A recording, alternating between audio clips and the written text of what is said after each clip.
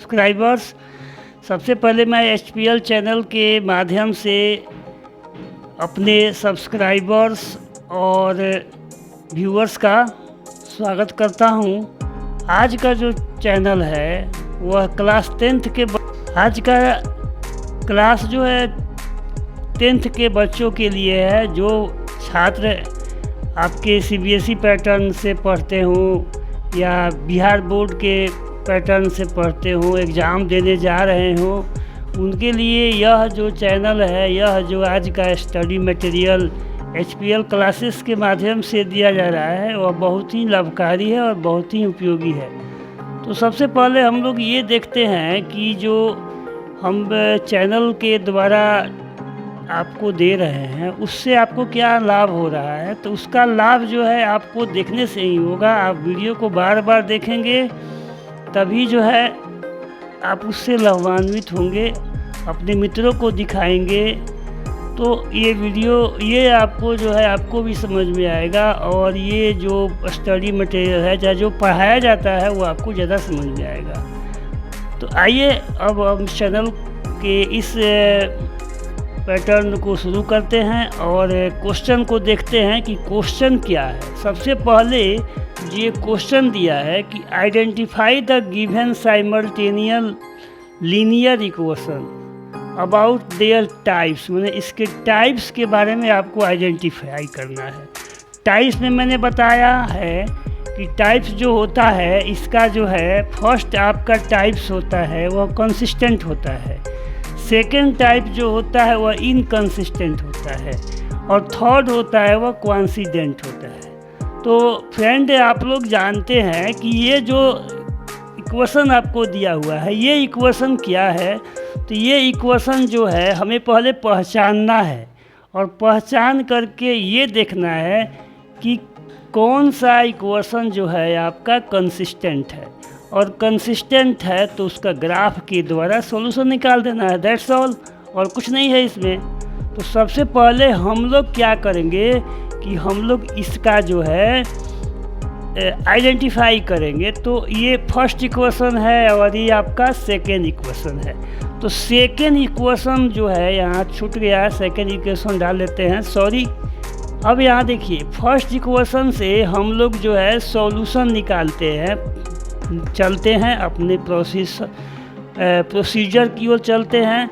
तो x + y = 5 दिया है, तो x + 5 = 5 है, तो हम क्या करेंगे इस 5 को इधर ले जाएंगे तो -5 हो जाएगा और a1x + b1y + c1 से इसको क्या करेंगे इक्वेट कर देंगे, इसके कोफिशिएंट का इक्वेट करेंगे, जो कई दिनों से मैं आपको बताते आ रहा हूँ। यहाँ a1 के रिंग में 1 है तो a1 का वैल्यू 1 हो जाएगा, b1 के रिंग में 1 है तो b1 का भी वैल्यू 1 हो जाएगा, c1 के रिंग में -5 आपको दिखाई दे रहा है तो c1 का वैल्यू -5 हो जाएगा। इस प्रकार से इक्वेट करके हमने a1, b1 और c1 के वैल्यू को क्या किया, फाइंड आउट किया। अब देखिए दूसरा इक्वेशन है, इससे हम जो है a2, b2 और c2 का वैल्यू हम लोग फाइंड आउट करेंगे, ठीक है। तो सेम प्रोसीजर से, सेम मेथड से, सेम प्रोसेस से, जैसे इक्वेशन 1 से हम लोग निकाले हैं वैसे इक्वेशन 2 से भी a1, a2, b2 और c2 का मान निकालते हैं। आइए देखते हैं कि a2, b2 और c2 का मान कैसे निकलता है। यहाँ देखिए 2x + 2y - 10 है, ठीक है। तो a2x + b2y + c2 ये हमारा जो है डिराइव्ड क्या है, डिराइव्ड आपका जो है इक्वेशन है, उससे इसको हमने क्या किया, तुलना किया, ठीक है।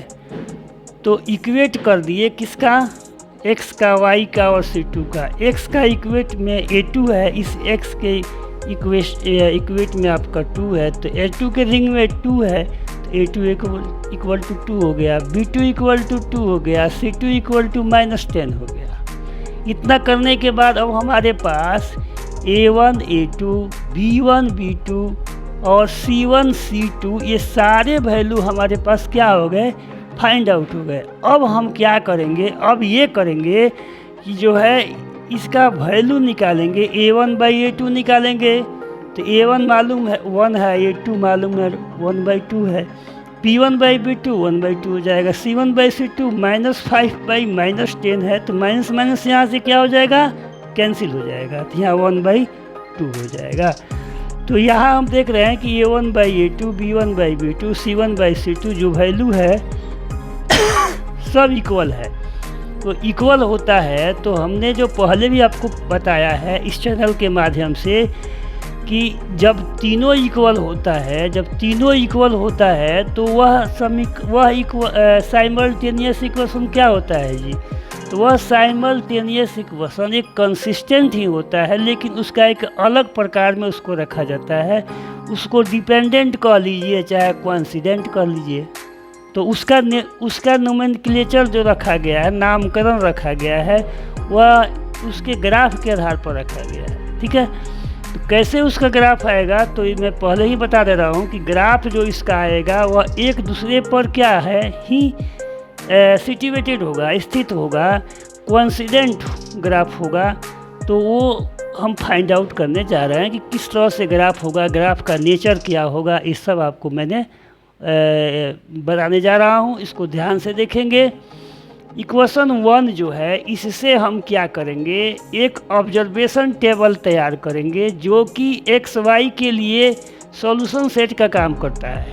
पहले ही मैंने बताया है कि 5 - y मैंने लिया, तो 5 - y जब हमने लिया तो राइट हैंड साइड में y वेरिएबल है, तो y वैल्यू को ही रखेंगे, यहाँ पर x के वैल्यू को नहीं रखेंगे, y के वेरिएबल को रखेंगे। तो y का वेरिएबल 5 रखे हैं, तो 5 में से 5 माइनस करेंगे तो 0 आएगा।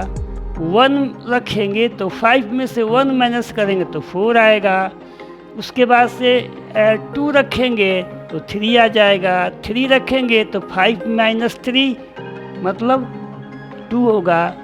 4 रखेंगे तो 5 में से 4 माइनस करेंगे तो 1 आएगा, और 5 रखेंगे तो 5 में से 5 जाएगा तो 0 रखेंगे। देखिए, इसको इसलिए हमने ज़्यादा वैल्यू रखा ताकि आपको जो है ग्राफ को ड्रा करने में, जो ग्राफ जब हम ड्रा करते हैं तो उसमें क्या होता है कि अगर 1-2 पॉइंट हम लोग लेते हैं तो ग्राफ का माने नेचर जो है सही नहीं आता है।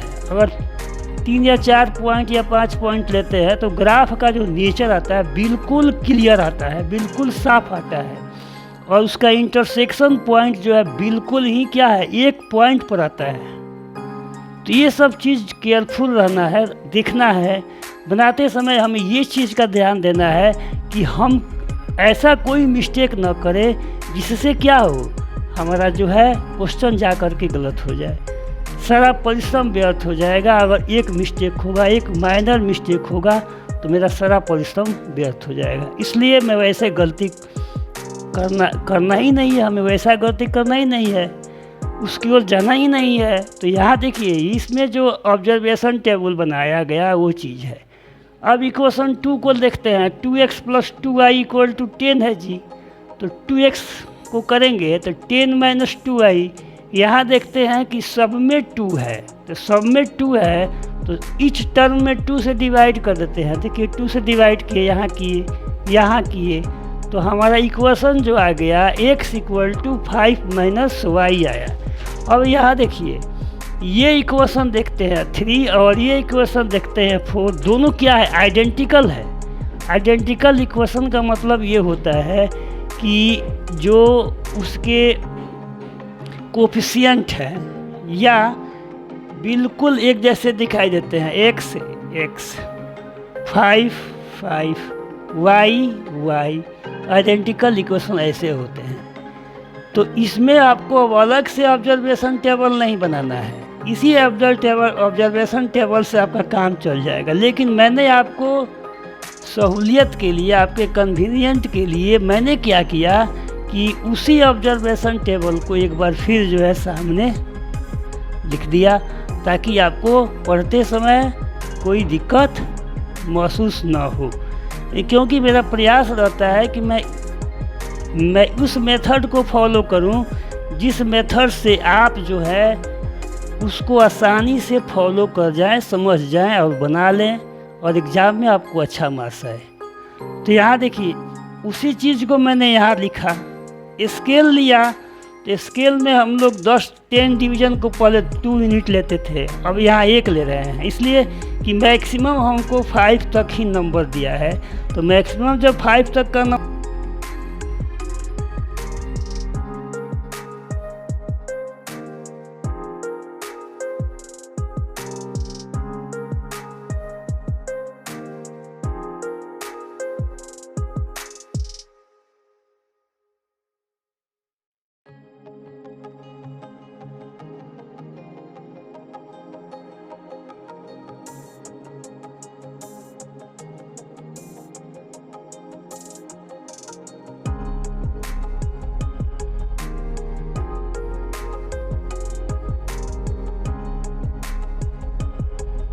स्टूडेंट्स, आजकल तो गर्मी की छुट्टियां चल रही होगी, समर वेकेशंस होगा, तो आप लोग घर पर ही होंगे और घर पर होंगे तो ज़्यादा आपको जो है मौका है, आप देख सकते हैं। और वीडियो को जो है स्टडी मटेरियल जो आपको दिया जा रहा है वो अच्छी तरह से आप लोग उसको देख सकते हैं, फॉलो कर सकते हैं, इसमें कोई दिक्कत नहीं है। समय का यूटिलाइज कीजिए, घर पर रहिए और आराम से जो है तैयारी कीजिए, प्रिपरेशन कीजिए। HPL चैनल आपके माध्यम से अपने माध्यम से आपको वो सारी चीज़ें देने जा रहा है जिसको आप लोग घर पर रह कर के स्टडी कर सकते हैं। यहाँ देखिए ये जो ग्राफ ड्रॉ किया गया है उसमें आपके जो पॉइंट्स हैं, मान लीजिए कि पहले जो पॉइंट्स है यहाँ पर वो दिया गया है, देखिए यहाँ छूट गया है और यहाँ इसको हम लोग 0 और 5 लिखते हैं। तो दोनों सॉल्यूशन सेट के लिए, दोनों ऑब्जर्वेशन टेबल के लिए आपका यही जो है जो पॉइंट आपको लिखा गया है, कोऑर्डिनेट जो लिखा गया है पॉइंट्स कैसे, इस पॉइंट्स का कोऑर्डिनेट्स 0, 5 है, तो दोनों ऑब्जर्वेशन में सेम है। इस पॉइंट का अगर कोऑर्डिनेट देखते हैं तो इसका जो है 1 और 4 है, तो दोनों का ऑब्जर्वेशन टेबल में आपको मिलेगा। यहाँ देखिए 2, 3 है, तो दोनों ऑब्जर्वेशन टेबल में 2, 3 है। यहाँ 3, 2 है, तो यहाँ भी इस पॉइंट को जो है दोनों ऑब्जर्वेशन टेबल में सेम है। यहाँ है 4, 1, इस पॉइंट का कोऑर्डिनेट है यहाँ 5, 0 है। तो जब इस पॉइंट को हम लोग ड्रॉ करते हैं तो ये देखते हैं कि जो AB जो लाइन है और जो CD जो लाइन है यहाँ दिखाया गया है AB, A और B हम लेफ्ट साइड में मतलब जो है बिलो दिखा रहे हैं, डाउन की ओर दिखा रहे हैं, और CD जो है अबव की ओर दर्शा रहे हैं। इसका मतलब ये है कि ये जो ग्राफ है आपका, ये ग्राफ क्या है, तो ये ग्राफ जो है कोइंसिडेंट लाइन को रिप्रेजेंट करता है। और आप जानते हैं कि जो भी कोइंसिडेंट लाइन वाला ग्राफ होता है उसमें जो है आइडेंटिकल इक्वेशंस होते हैं। ऑब्जर्वेशन टेबल जो होता है वो आइडेंटिकल होता है, इसलिए कि दोनों के जो सॉल्यूशन सेट्स हैं एक दूसरे से मैच करते हैं, तभी जो है ग्राफ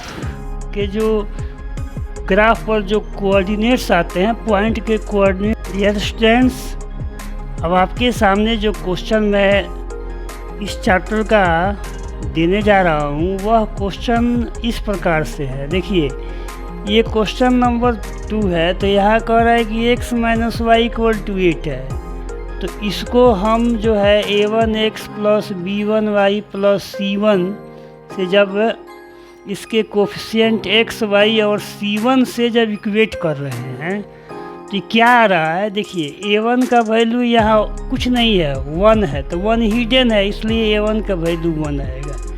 b1 यहाँ भी जो है -1 हिडन है, तो b1 का वैल्यू -1 आएगा। c1 का वैल्यू यहाँ -8 आएगा।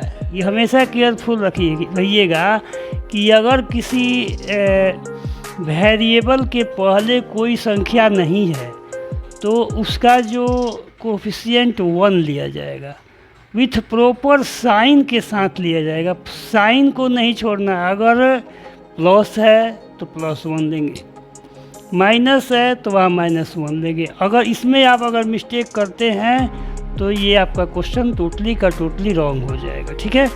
तो यहाँ देखिए अब जो है सेकेंड इक्वेशन जो लिया गया है 3x - 3y = 16 दिया गया है। तो यहाँ देख रहे हैं कि इस इक्वेशन से ये इक्वेशन हम गेट कर सकते हैं आसानी से। देखिए ये x है, यहाँ 3x है, ये y है, यहाँ 3y है, यहाँ 8 है, यहाँ क्या है 16 है। इसमें 2 से कर देंगे और इसमें 3 से कर देंगे तो ये जो इक्वेशन सेकेंड है उसको हम गेट कर सकते हैं, ठीक है। तो कुछ ऐसे इक्वेशन होते हैं जिसको देख करके हम लोग पता लगा सकते हैं, फाइंड आउट कर सकते हैं कि ये इक्वेशन जो है क्या है, आपका किस तरह का इक्वेशन है। यहाँ देखिए यहाँ a2 निकालेंगे तो a2 का वैल्यू 3 हो गया, b2 का वैल्यू निकालेंगे तो -3 हो गया, और c2 का वैल्यू निकालेंगे तो -16 हो गया। अब a1/a2 निकाल रहे हैं, a1 आपका ये 1 है और a2 आपका 3 है तो 1/3 हो गया।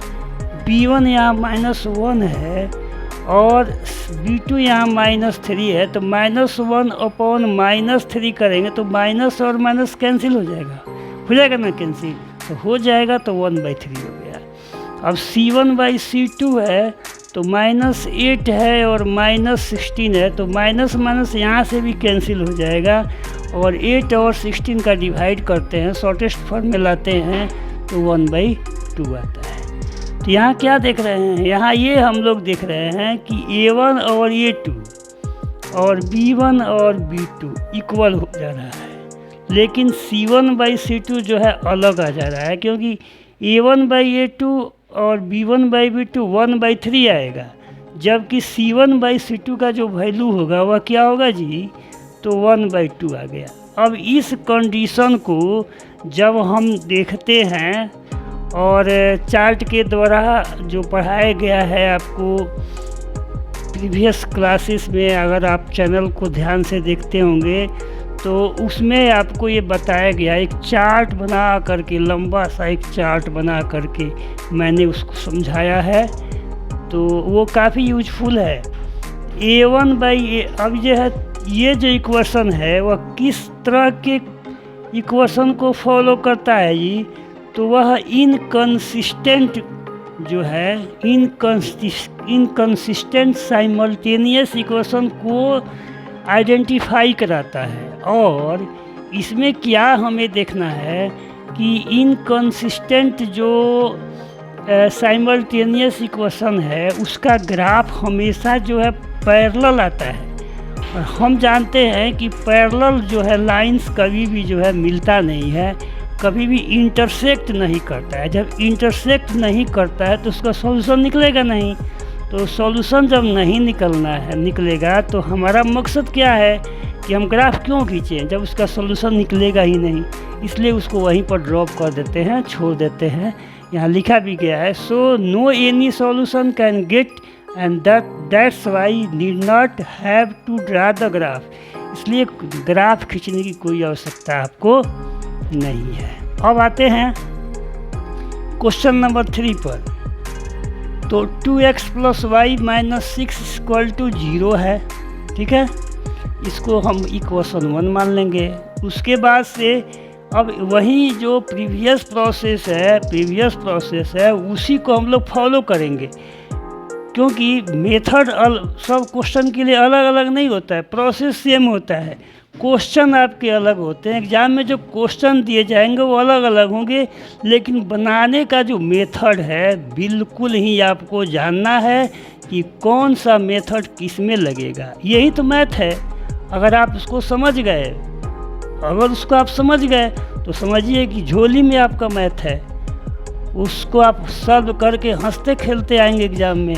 अगर उसको आप नहीं समझ पाते हैं कि किस पैटर्न पर है, किस फार्मूला का हम इसमें यूज करेंगे, तब तो आपको नंबर नहीं मिलेगा। इसी के लिए तो आप इतना लेबर कर रहे हैं, आपके माता पिता आपके लिए इतना पैसा खर्च कर रहे हैं, तो यहाँ देखिए, यहाँ पर जो है अब इसमें हमने A1 का वैल्यू निकाला तो A1 का वैल्यू 2 हो गया, B1 का वैल्यू 1 हो गया और C1 का वैल्यू -6 हो गया।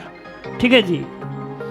फिर दूसरा इक्वेशन है, सेकेंड इक्वेशन है 4x - 2y - 4 है। तो इसको अब सेकेंड जो डिराइव्ड इक्वेशन है उससे मैंने इक्वेट किया है। तो यहाँ A2 का वैल्यू 4 है, देख रहे हैं आप इक्वेशन में। B2 का वैल्यू -2 है, देख रहे हैं। C2 का वैल्यू -4 है, आप बिल्कुल देख रहे हैं। तो यहाँ जब हम इक्वेट किए हैं तो A2 का मान 4 आ गया, B2 का मान -2 आ गया और C2 का वैल्यू 4 आ गया। फिर A1/A2, A1 आपका यहाँ है 2 है और A2 आपका यहाँ है 4 है। तो 2 में 4 से डिवाइड करेंगे तो क्या आएगा जी? तो 1/2 आएगा। फिर B1/B2 करेंगे तो देखिए B1/B2 करेंगे तो डिनोमिनेटर में -2 हो जाता है।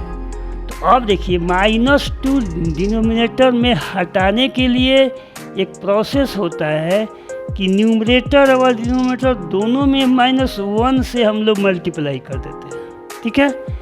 उसके बाद आइए C1/C2 है, तो C1 -6 है और C2 क्या है? 4 है। तो इसको जब हम शॉर्टेस्ट फॉर्म में ले आएंगे तो 3/2 हो जाएगा, क्योंकि 2 से डिवाइड हो जाएगा। इसके बाद से -1/1 -1 है, तो -1 में -1 से करेंगे तो क्या हो जाएगा? 2 हो जाएगा, ऊपर में -1 आ जाएगा। देखिए यहाँ -1/2 हो गया, ये -3/2 हो गया, ये 1/2 हो गया। यहाँ देख रहे हैं कि जितने भी वैल्यू आ रहे हैं, A1/A2 आ रहा है, चाहे B1/B2 आ रहा है, चाहे C1/C2 आ रहा है, सबका वैल्यू क्या है जी? डिफरेंट है। तो सबका जब वैल्यू डिफरेंट है तब हम जो है कंडीशन ये सोचेंगे कि किस कंडीशन को ये फॉलो कर रहा है। तो निश्चित है कि ये आपका जो है कंसिस्टेंट साइमल्टेनियस इक्वेशन है। और जब कंसिस्टेंट साइमल्टेनियस इक्वेशन है तो उसका ग्राफ बिल्कुल इंटरसेक्टिंग लाइन ऐसे आएगा, ऐसे कटेगा, इस तरह से कटेगा। इस तरह से कटेगा तो एक पॉइंट क्या होगा? एक यहाँ पर कॉमन होगा, उसी का हम लोग कोऑर्डिनेट निकाल देंगे तो सॉल्यूशन निकल जाएगा। अब आइए आगे की ओर देखते हैं कि ग्राफ, तो ये पता चल गया कि इसका ग्राफिकल मेथड से सॉल्यूशन हम निकाल सकते हैं। ठीक है जी। तो निकाल सकते हैं। तो अब देखिए इक्वेशन 2x + y = -6 है, 0 है। तो यहाँ केयरफुल हो करके हम अगर इसको निकालते हैं तब जा कर के सही आएगा। देखिए 2x + y को अब इस -6 को हम ट्रांसपोज कर रहे हैं, 0 के बगल में ले जा रहे हैं, तो 0 + 6 हो जाएगा, क्योंकि -6 जो है वह प्लस में हो जाएगा। तो अब यहाँ से हम y लेते हैं, y इसलिए लेते हैं कि y का कोफिशिएंट नहीं है। हमेशा यह याद में रखिएगा, जान में रखिएगा, ध्यान में रखिएगा कि जिसका कोफिशिएंट नहीं होता है उसको उसी की वैल्यू निकाला जाता है, उसके अनदर जो वेरिएबल के टर्म में। तो यहाँ देखिए y का कोफिशिएंट नहीं है, इसलिए हमने 2x को ट्रांसपोज किया तो 6 - 2x हो गया। अब हमें ऑब्जर्वेशन टेबल निकालना होगा, तो बिल्कुल ही जो है कोई दिक्कत नहीं होगा। अब यहाँ देखिए x का वैल्यू हमने 3 रखा तो 3 × 2 = 6 हो गया। अब 6 में से 6 माइनस करेंगे तो कितना आएगा जी? 0 आ जाएगा। यहाँ 1 मैंने लिया, चूज किया, तो 2 × 1 तो 2 हो जाएगा। अब 6 में से 1 माइनस करेंगे, 6 में से 2 माइनस करेंगे तो 2 × 1 2 होता है, 1 नहीं होता है। तो 6 में से 2 माइनस करेंगे तो यहाँ 4 आएगा। 2 रखेंगे तो यहाँ 4 आएगा, तो यहाँ 2 आ जाएगा। फिर यहाँ 4 रखेंगे तो 8 आएगा जी। तो 6 में से 8 माइनस करेंगे तो -2 आ जाएगा। 5 रखेंगे तो 5 × 2 = 10। और 6 में से 10 माइनस करेंगे तो -4 आ गया। इस प्रकार से जो मैंने ये चार्ट बनाया, ऑब्जर्वेशन टेबल बनाया, वह जो है पहले ग्राफ के लिए फर्स्ट जो साइमल्टेनियस इक्वेशन दिया है उसके लिए ये ग्राफ आपका, ये सॉल्यूशन टेबल काम देगा। हाँ जो है अब इक्वेशन 2 से चलते हैं। 4x माइनस 2y माइनस 4, अब इसको भी जो है सॉल्यूशन सेट आप खुद निकाल सकते हैं, इसमें कोई दिक्कत नहीं है।